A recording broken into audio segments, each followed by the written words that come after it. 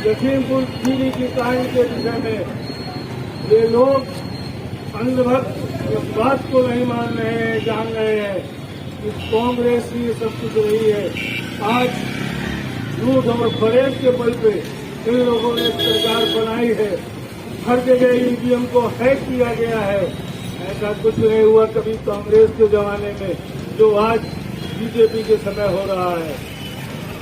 एक भी कानपुर की सड़कें नहीं सही हैं, टूटी हैं। ज्यादातर जगहों पे धूल उड़ रही, दमे के शिकार लोग हो रहे हैं। माननीय अध्यक्ष जी से मेरा निवेदन है कि उस तरफ भी ध्यान दें। हमारी पार्टी सलूजा जी भी है, सभी लोग ध्यान दें और उन सड़कों का चाहे धरना हो, प्रदर्शन हो, गिरफ्तारी हो, कुछ भी हो, कुल मिला के आम जनता को जब लाभ मिलेगा तो हमें लाभ पहले मिलेगा। इसलिए माननीय अध्यक्ष जी से मेरा निवेदन है कि आगामी समय में इस तरह से प्रदर्शन धरना जहां आदेश होगा वहां हम करते रहेंगे, गिरफ्तारी तक देते रहेंगे। लेकिन इस अंधभक्त करता है तो वो कांग्रेस पार्टी लगती है। और माननीय प्रियंका गांधी जी को भी 2 दिन के लिए जेल में रखा गया था और सभी कांग्रेसी जन वहां एकत्रित भी हुए थे। और आज अगर कोई पार्टी, कोई विपक्ष अगर कार्य कर रहा है तो वो कांग्रेस पार्टी कर रही है, क्योंकि बड़े बड़े नेता हैं, चाहे वो अखिलेश यादव हो जिनको हम लोग ट्विटर का नेता बोलते हैं, अगर उन्हें कहीं जाना होता है तो रात में ही ट्वीट कर देते हैं कि मैं आज सुबह यहाँ के लिए निकल रहा हूँ, तो पुलिस उन्हें घर पे ही हाउस अरेस्ट कर लेती है। क्योंकि जो नेता जाने वाले होते हैं वो किसी को बता करके नहीं जाते हैं, वो अपनी काबिलियत के दम पे जाते हैं। अजय कुमार जैसे टोनी गृह मंत्री रहेंगे तो इस राज्य का कुछ नहीं हो सकता और इस देश का कुछ नहीं हो सकता है। आज हम सभी लोगों को ये प्रण लेना होगा कि जब तक अजय कुमार टोनी इस्तीफा नहीं दे देते हैं गृह मंत्री के पद से, जब तक कांग्रेस सड़क से लेकर के सदन तक ये लड़ाई जारी रखेगी। जय हिंद, जय भारत, जय कांग्रेस। झेलते रहेंगे जब तक न्याय नहीं मिल जाता, तब तक ये धरना और प्रदर्शन बंद नहीं होगा। और हमारी राष्ट्रीय नेता माननीय प्रियंका गांधी और राहुल गांधी जी के नेतृत्व में जो पूरे देश के अंदर जनता बच चुका है और हर गरीब मजदूर किसान और हर व्यापारी बंधु को न्याय मिलना चाहिए। आज ये टीवी का मामला नहीं, इस सरकार ने जो यूपी की सरकार है इसने बड़े जुल्म ढाए हैं आम जनता पे। आज महंगाई चरम सीमा पर है और गरीब मजदूर किसान सभी परेशान हैं। झूठ बोलने का शासन चल रहा है, इन लोगों को जुमलेबाजी की सरकार है इनकी। जहां भी देखो सिर्फ फेंकना हुई का काम है। पेपरबाजी में विकास ले लीजिए, मीडिया पे इनका विकास ले लीजिए और अपनी आवाज को उठाओगे तो लाठी डंडे पाओगे। ये जुल्मी सरकार, अब हमें ज्यादा बोलने का तो वो नहीं है, मगर फिर भी एक बात कहना चाहता हूं कि हमारी प्रियंका जी की आवाज पर आज आह्वान पर पूरे प्रदेश में डंका बच चुका है। उन्होंने गरीबों के लिए क्या नहीं कुछ देने के लिए बात कही है। और जब भाजपा सरकार आई है सिर्फ झूठ बोलने का काम और हिंदू मुस्लिम को लड़ाने का काम करते हैं ये लोग। आज गरीबों को जो राशन मिलता था वो राशन अब नहीं मिलता है। सिर्फ फ्री के नाम पे जो ये बांट रहे हैं ये सिर्फ 4 दिन की बात है। ये चुनाव का माहौल है। देखिए पेपर हर जगह मीडिया बताता है योगी जी ये बांट रहे हैं, गरीबों को राशन बांट रहे हैं। और भारत सरकार और उत्तर प्रदेश की सरकार द्वारा हथियारों को बचाए जाने के विरोध में आज शहर कांग्रेस कमेटी दक्षिण के नेतृत्व में डॉक्टर शैलेंद्र सिंह की अध्यक्षता में आज धरने का आयोजन हुआ है। धरने के आयोजन में मुख्य रूप से इस वार्ड के पार्षद हमारे भाई राकेश साहू जी, इस वार्ड के अध्यक्ष भोलानाथ दुबे जी, बिन्नू रावत जी, NSUI के अध्यक्ष जीत सिंह जी, यूथ कांग्रेस के सीतामऊ विधानसभा के अध्यक्ष अनिकेत श्रीवास्तव जी, जोशी जी, धर्मेंद्र सिंह चौहान जी, डीपी सिंह जी, डॉक्टर जगत जी, तमाम कांग्रेस के नेतागण मंच पे विराजमान हैं और यहाँ की उपस्थित जनता। एक बात मैं आपसे कहना चाहूंगा कि मोदी जी ने जिस तरीके से इस 3 काले कानून के लिए माफी मांगी है, उस तरीके से मोदी जी को जनता के बीच में अन्नदाता के हत्यारों को बचाने के लिए माफी मांगनी चाहिए और अपने मंत्री को तत्काल प्रभाव से बर्खास्त करना चाहिए और उसको जेल के सलाखों में भेजना चाहिए। मैं तमाम आम नौजवान, आम लोगों, नागरिकों से अपील करना चाहूंगा कि जिसकी रोटी हम खाते हैं, जो अन्नदाता हमको जीवन देता है, जो किसान देश से लगा के सरहदों तक हमारी रक्षा करता है, तो हम क्या शहर के लोगों का ये फर्ज नहीं बनता है कि हम उन अन्नदाताओं के न्याय के लिए खड़े हों, जिन अन्नदाताओं को मोदी सरकार के मंत्रियों ने आतंकवादी, खालिस्तानी, न जाने किन किन उपाधियों से नवाजा और अन्नदाताओं ने जाना गर्मी बरसात, इसलिए हमारे लिए उन्होंने संघर्ष किया कि हमारे बच्चों के पेट में जो रोटी जाती है, हमारे पेट में जो रोटी जाती है वो महंगी न होने पाए, हम पूंजीवाद के गुलाम न होने पाए। तो ये हमारा पहला फर्ज बनता है। जिस तरीके से मोदी जी ने हत्या के 2 दिन बाद मात्र 5 किलोमीटर दूर लखनऊ में अमृत विजय उत्सव मना रहे थे और वहां पे लोग अपने परिजनों को खोने का शोक मना रहे थे और शोक में शामिल होने के लिए तो हमारी नेता प्रियंका गांधी जा रही थी तो उनको रोकने का काम किया, उनके साथ बदतमीजी करने का काम किया, उन परिवारों का पीड़ा तो कम न हो इसलिए उनको रोका नहीं और उनको जेलों में भरने का काम किया तमाम नेताओं।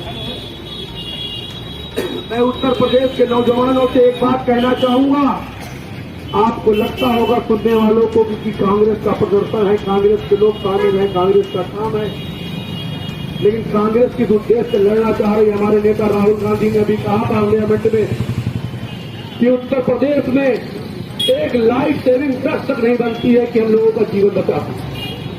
उत्तर प्रदेश में कोई कल कारखाना नहीं बनता है, उत्तर प्रदेश में कोई रोजगार की व्यवस्था नहीं है, उत्तर प्रदेश में लघु उद्योग नहीं लगाए जाते हैं, क्योंकि उत्तर प्रदेश के लोगों को सबसे ज्यादा पूरे हिंदुस्तान में कहीं बेरोजगारी है तो उत्तर प्रदेश में है।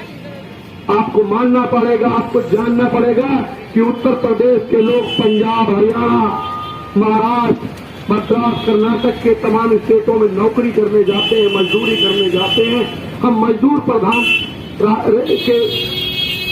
उत्तर प्रदेश में रहते हैं। हमारे यहाँ जो भी काम होता है 80 से 90% कामों को, बड़े योजनाओं को जो है दूसरे मोदी जी के चाहने वाले लोगों के को दे दिया जाता है।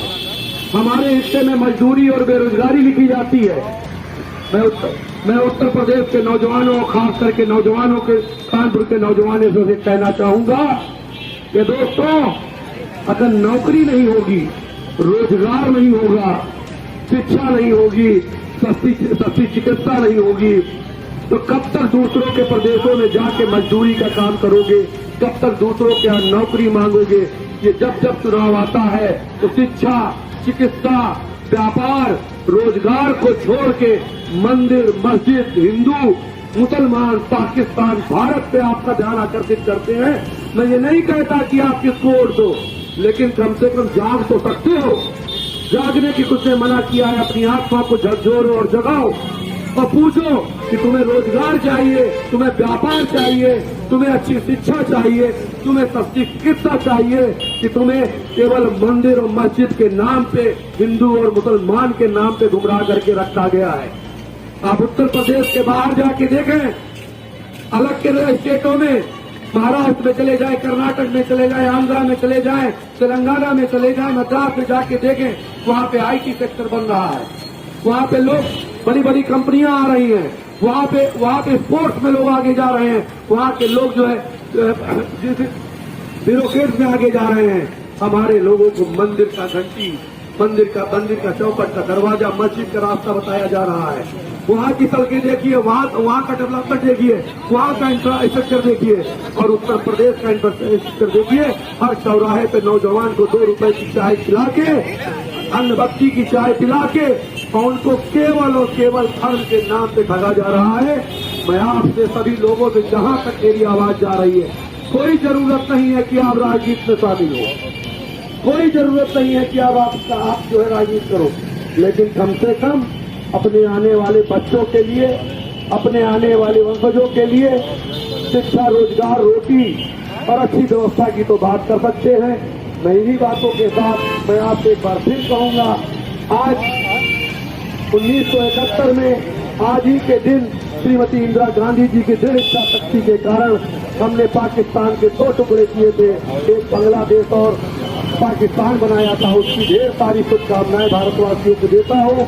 मैं अपनी वाणी को यही विराम देता हूं और तुरंत जो है बर्खास्त किया जाए। इसके बाद आप देखिए, पेपर में मैंने पढ़ा है कि मीडिया वाले जब आए तो उन्होंने मीडिया वालों से भी गाली गलौज की, यहाँ तक कि उनका कॉलर पकड़ने का प्रयास किया। देखिए उनकी कितनी हदें बढ़ गई हैं। मतलब जो है वो जानते हैं कि हमारे पुत्र ने ये कांड किया है, उसके बाद भी उनके जरा सा भी कोई असर नहीं है। इसलिए तुरंत जल्द से जल्द उस मंत्री को बर्खास्त किया जाए, ये इस मंच के द्वारा पहली मांग है। दूसरी बात ये है कि महंगाई, सभी जानते हैं कि महंगाई चरम सीमा पर पहुंच गई है, और वो गरीबों को जो है थोड़ा सा आटा, दाल, चावल, गेहूं का लालच देके, सिलेंडर का लालच देके अपनी पक्ष में करना चाहते हैं। लेकिन आप बताइए, क्या एक मुट्ठी भर गेहूं से हमारा परिवार चल जाएगा, या एक सिलेंडर से हमारा परिवार चल जाएगा? हमें आज जरूरत है तो रोजगार की जरूरत है। हमारे गरीब जनता, हमें गरीब भी नहीं कहना चाहिए, हमारे देश की जनता जिसको रोजगार की जरूरत है, चाहे वो मजदूरी करके ही अपने परिवार को पाले, लेकिन स्वयं अपने पैरों पे खड़ा हो, इसकी व्यवस्था मोदी सरकार को करनी चाहिए, जिसकी तरफ उनका कोई ध्यान नहीं है। सिर्फ वो गल्ला देके, ये देके उनको बरगलाना चाहते हैं। और हमारे भोले वाले जो गरीब जनता है वो कहती है, अरे आपको हमें गेहूं दे रहे, चावल दे रहे, ये मैंने सुना है। तब मैं उनसे कहती हूँ कि ये कितने दिन देंगे, जब तक चुनाव है, चुनाव के बाद ये बंद हो जाएगा, तब तुम लोग क्या करोगे? तो इसलिए जो इस महंगाई के खिलाफ भी हमारा धरना है, जनता को बदलाने के खिलाफ भी धरना है। तो ये धरना हमारा कई मुद्दों को देखे है। दूसरी बात, महिला सशक्तिकरण। तो सही मायने में प्रियंका गांधी ने कहा है कि महिला सशक्तिकरण केवल जो है महिलाओं को सिलेंडर देने से महिला सशक्तिकरण नहीं है। हमारी महिलाएं 40% बाहर निकली हैं, उनको जो शिक्षा चाहिए, उनको सुरक्षा चाहिए और सशक्तिकरण चाहिए। और ये सिर्फ जो है हमारी प्रियंका गांधी ने ये पहला कदम उठाया है। और जब जब महिलाओं के लिए कुछ किया है तो केवल कांग्रेस सरकार ने किया है। ग्राम पंचायत और नगर पालिका में भी जो है महिलाओं को आगे बढ़ाने का काम कांग्रेस सरकार ने किया है। इसलिए जो ये सब चीजों को देखते हुए हमें सब लोगों को यही कहना है कि अपने विचार करो, विचार करने के बाद ही सरकार को सत्ता में लाओ, हमें किसको नतीजे दिखाना है। और ये हम नहीं कह रहे, ये आपके सोचने का काम है। हमने आपको जो बातें की बता दी, यही कहते थे अपनी बात को समाप्त कर। उपस्थित हमारे वरिष्ठ नेता भाई मदन गोपाल राठौर जी, वीरेंद्र द्विवेदी, तीसा मऊ विधानसभा में अपनी अलग जगह रहे भाई अरविंद सलूजा जी, संतोष त्रिपाठी जी, हेलिना सिंह जी, 3 बार के पार्षद हमारे नीलम कौशिया जी, इसमें गोपालाल जी, अजय तिवारी जी, अध्यानाथ मिश्रा जी, मारूफ शर्मा जी, ओपी सिंह जी, हमारे विनोद यादव जी, आदित्य मिश्रा जी, हमारे पीछे बैठे डिफेंस के नेता पीके सिंह जी, धर्मेंद्र जी, राम बहादुर जी, और हमारी सभा से दूर खड़े बिंदु रावत जी,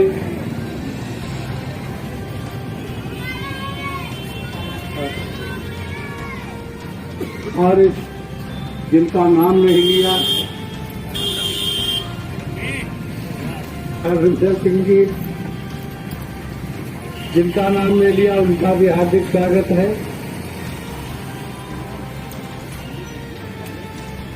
इस धरने की आवश्यकता क्यों पड़े? इसकी क्या जरूरत थी कि आज कांग्रेस पार्टी पूरे प्रदेश के अंदर धरना करती? क्यों ऐसी जरूरत हुई कि कांग्रेस पार्टी आज सड़कों पर खड़ी हुई?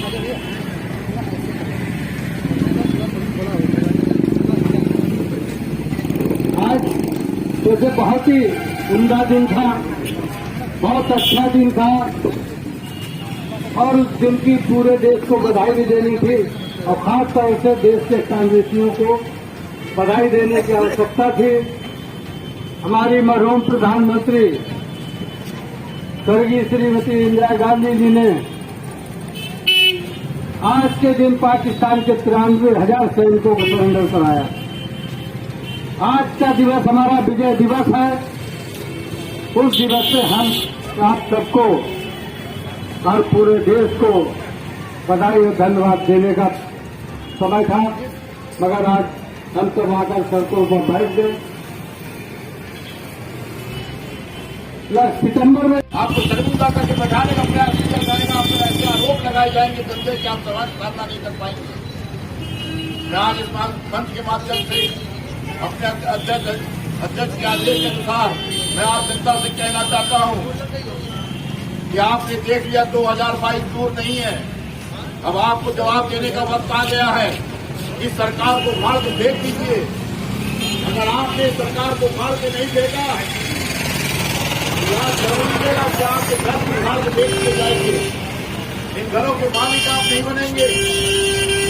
जैसे खतौनी बनती है वैसे करौनी बनने जा रही है। आपकी एक एक संपत्ति का हिसाब रखा जाएगा। मैं आपको बता देना, लोकतंत्र को बचाना है तो कांग्रेस को वापस लाने के लिए आप लोग लग जाइए। अगर कांग्रेस जीवित रहेगी तो संविधान बचा रहेगा और आपके अधिकार बचे रहेंगे। नहीं तो आपने देख लिया जिस प्रकार से किसान कुचले गए हैं, आम नागरिक भी कुचले जाएंगे। मैं ज्यादा बात न बोलते हुए अपनी वाणी को विराम दूंगा। मैं बताना चाहूंगा, मैं फिर से आपको बताना सचेत करना चाहता हूं कि अपने अधिकारों को बचाने और 2022 में परिवर्तन की लहर चला दें, ताकि सरकार को एहसास हो जाए कि जनता जब वोट देती है तो वोट के लोग में तो बहुत बड़ा चोट देती है। हमारी आवाज को कुचला नहीं जा सकता है। इसी के साथ मैं अपनी वाणी को विराम दूंगा। जय हिंद, जय भारत, जय कांग्रेस। हमारे इस क्षेत्र के फजलगंज के और गोविंदनगर विधानसभा के शैलेंद्र दीक्षित जी और मंचा सिंह जितने भी लोग हैं जिन्होंने ये बीड़ा उठाया कि हम अन्याय के खिलाफ जरूर विरोध करेंगे, अनशन पे बैठेंगे, धरना करेंगे। लेकिन उसके साथ हम अपने आदरणीय राठा जी को फिर से नमस्कार करते हैं और हम कहते हैं कि आप सभी को इस बात का नमस्ते करते हैं कि आप लोगों ने यहाँ पर एकजुटता दिखाई है। इसके लिए हम सब धन्यवाद के योग्य हैं। और सबसे बड़ी बात ये है कि हम 5 साल की महंगाई को भूल गए हैं।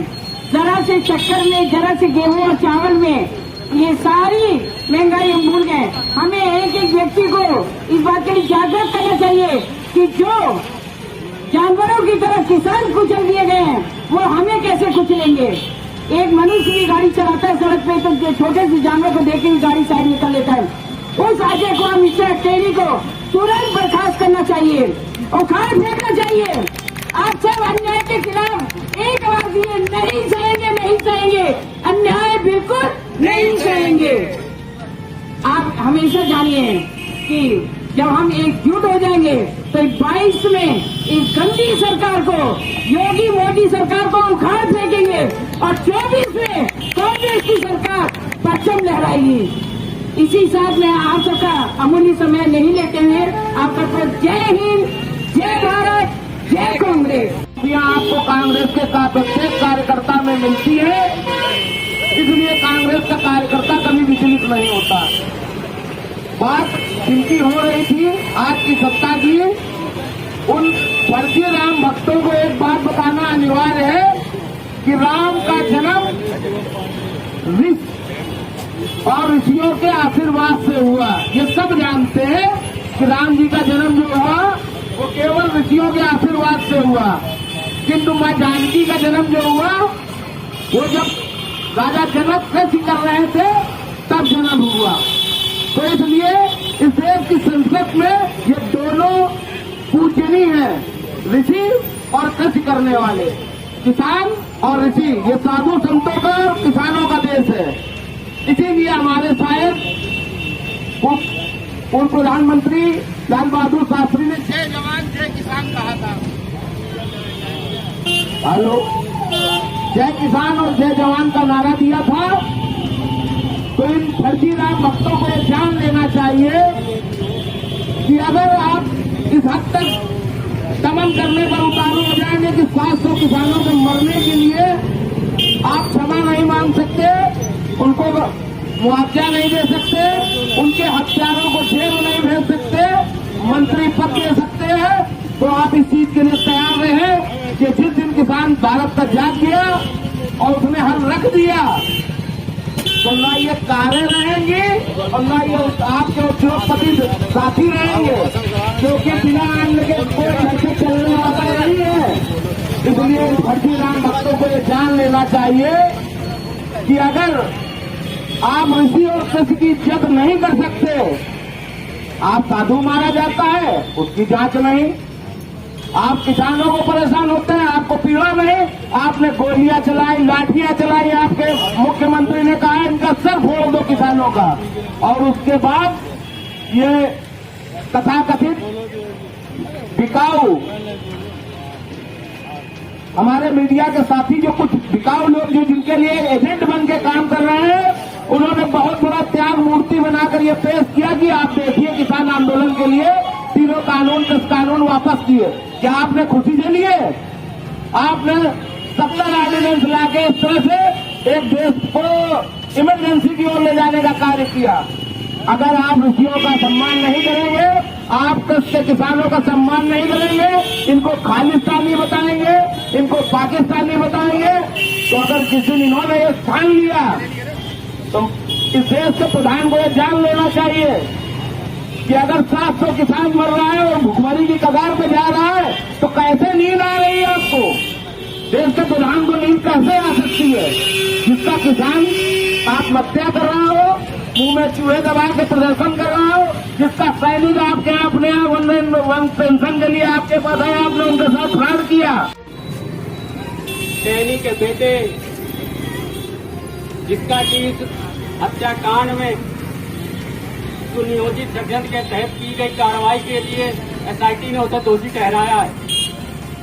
केवल ये 5 हत्याओं के लिए ही गृह राज्य मंत्री या भारतीय जनता पार्टी का केंद्रीय नेतृत्व केंद्र सरकार दोषी नहीं है, जिनके ऊपर 800 से ज्यादा निर्दोष किसानों की हत्याओं का भी जुर्म साबित हो चुका है, जिस दिन उन्होंने 3 कानून वापस ले लिए। आप क्या कहना चाहेंगे? तो ये कहना चाहूंगा, जिस तरीके से एसआईटी ने कहा है कि ये हत्या की साजिश थी, तो हत्या के साजिश में भारत सरकार के गृह मंत्री का बेटा शामिल है और गृह मंत्री उसको बचा रहे थे, ये इसमें शामिल है। तो उसके मुखिया होने के नाते पहली चीज तो मोदी जी भी बराबर के दोषी हैं। उन्होंने उनको इस हत्या के बाद, इस साजिश के बाद लगातार उन मंत्री का समर्थन किया, उन मंत्रियों के साथ मंच साझा किया। तो जितना दोषी ये मंत्री हैं, गृह राज्य मंत्री, उतना ही दोषी हम मोदी जी को ही मानते हैं। मोदी जी को नैतिकता के आधार पर, अपने फर्ज के, भारत के संविधान के आधार पर उस मंत्री को बर्खास्त करने के साथ साथ भारत की जनता से माफी मांगना चाहिए कम से कम। और जो आपने कहा कि 3 कृषि का कानून जो उन्होंने वापस लिया है, ये वापस नहीं लिया। हमारे नेता राहुल गांधी ने कहा था ये किसान हैं, इनके आगे आपको घुटना टेकना ही पड़ेगा। मोदी जी और मोदी जी के पूंजीपतियों को इन किसानों का घुटना टेकना ही पड़ा है। और राहुल जी ने यह भी कहा था कि मोदी जी आप चाहे जितना बचा लो इस मंत्री को, बचा नहीं पाओगे। आज सत्य की लड़ाई की जीत हो रही है और सत्य जीत रहा है, मोदी जी नहीं। महिला सशक्तिकरण जो चल रहा है उसमें आज जो 8 साल बाद लिखी गई है, केस दर्ज फाइल हुआ है, उसके लिए आप क्या कहेंगे? लगातार महिला प्रति, चाहे वो हाथरस की घटना रही हो, चाहे उन्नाव की रही हो, चाहे जौनपुर की रही हो, चाहे सोनभद्र की रही हो, हमारी नेता प्रियंका गांधी लगातार महिला सशक्तिकरण के लिए संघर्ष कर रही है। 40% उन्होंने आरक्षण देने की बात कही है, नौकरियों आरक्षण महिलाओं को देने के लिए 50%। ये लगातार महिला सशक्तिकरण के लिए जिस तरीके से प्रियंका जी आवाज उठा रही हैं, तमाम सरकारें डरी हुई जो सत्ता पाना चाहती हैं। हमारी नेता ने कहा कि हमें सत्ता की तो भूख नहीं है, हमें भूख इस बात की कि हमारी महिला सशक्तिकरण हो, बाकायदा समाज में बराबर की हिस्सेदारी हो, चाहे वो राजनीति हो, चाहे वो व्यापार हो, हर चीज में महिलाओं की बराबर का हक होना चाहिए। आज के समय में तेल चना दे रही है मोदी सरकार। जब लॉकडाउन था तब तो कोई इंसान नहीं कमा रहा था, आज तो फिर भी 2-4 रुपए कमा रहा है।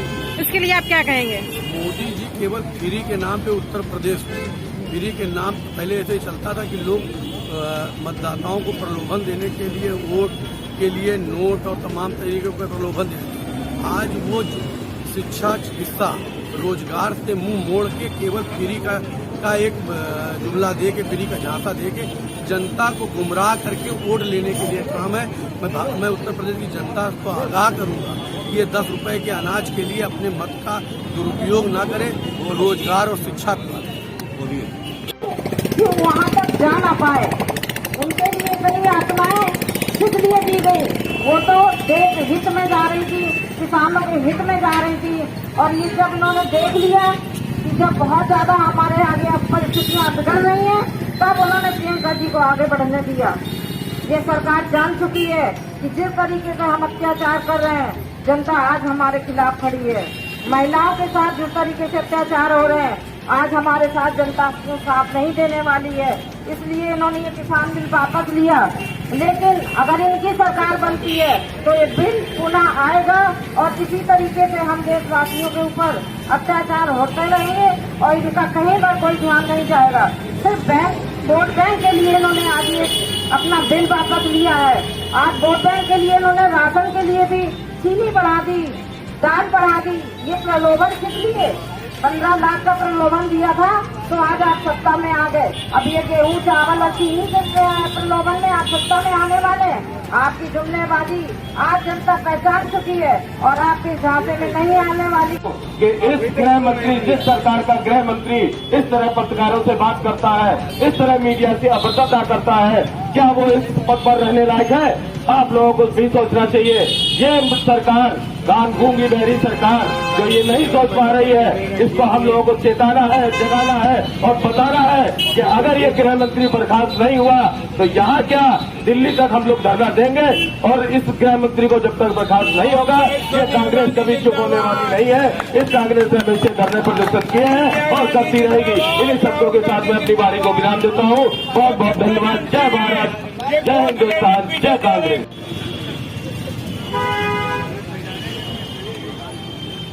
आज हम सभी लोग यहाँ पर लखीमपुर की नरसंहार की घटना के विरोध में और देश के गृह मंत्री के इस्तीफे और गिरफ्तारी के लिए मांग को लेकर के यहाँ पर बैठे हैं। जिस तरीके से एसआईटी ने आज बेनकाब किया योगी सरकार को और मोदी सरकार को, जो किसान कुचल करके मारे गए, किसान थे वो न सिख थे, न आतंकवादी थे, न खालिस्तानी थे, वो हिंदुस्तान के अन्नदाता थे।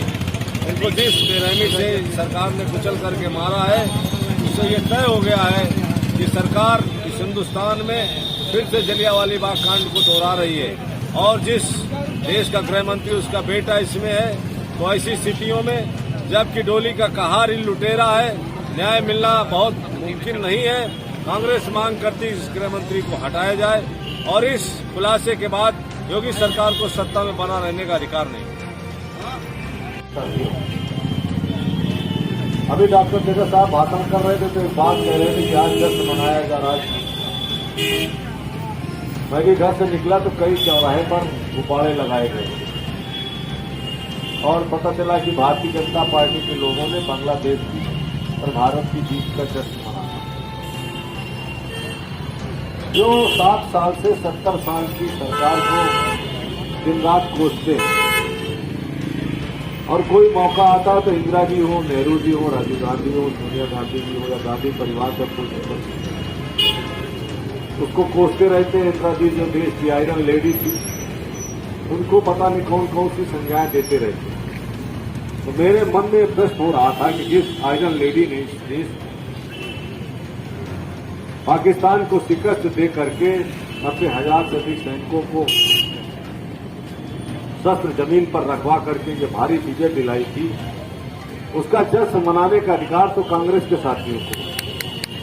इनको क्या अधिकार? ये तो 70 साल के काम को कोसते रहते हैं। आज बांग्लादेश की विजय को इस तरीके से जश्न मना रहे जैसे मोदी जी ने ये विजय ला करके दी है 2014। मोदी जी ने काम किया बांग्लादेश के और भारत के हिंदुस्तान की तुलना में, उसके लिए उन्हें बधाई दें भारतीय जनता पार्टी के लोग कि आज हमारा रुपया बांग्लादेश के टका से नीचे खड़ा हुआ। हम बांग्लादेश से ज्यादा गरीब हैं, हम बांग्लादेश से ज्यादा बेरोजगार हैं, उस पर बधाई देनी चाहिए मोदी जी को। जश्न की बधाई है, उसका श्रेय तो कांग्रेस का है और इंदिरा जी का है, जिनको आप सभी कोसते रहते हैं। तो मैं आप सभी को बधाई भी देना चाहता हूं, और लेकिन बधाई से पहले उन किसानों की बात करना चाहता हूं लखीमपुर में, जिनको कुचल करके मारा गया था, जिनको साजिश से मारा गया था, और इस साजिश को, इस बेरहमी को, इस जनरल डायर सी जैसी करतूत को छिपाने के लिए उन्हें आतंकवादी कह दिया गया था, खालिस्तानी कह दिया गया था। आज एसआईटी ने दुनिया के सामने खुलासा कर दिया कि जो लखीमपुर में किसान अपनी मांग के लिए बैठा था, जो देश का अन्नदाता है, जो पसीना बहाता है, खून बहाता है, तब हमारा पेट भरता है, हमारा परिवार जिंदा रहता है, उसको इस देश में मोदी की सरकार के रहते हुए